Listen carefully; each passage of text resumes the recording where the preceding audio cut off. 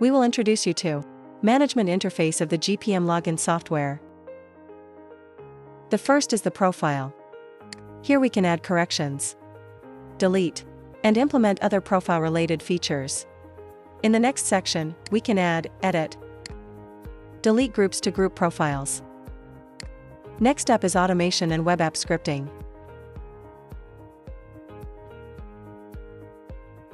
Learn more about automation.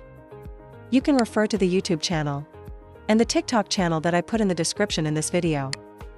You can also buy or sell automated scripts on our web app.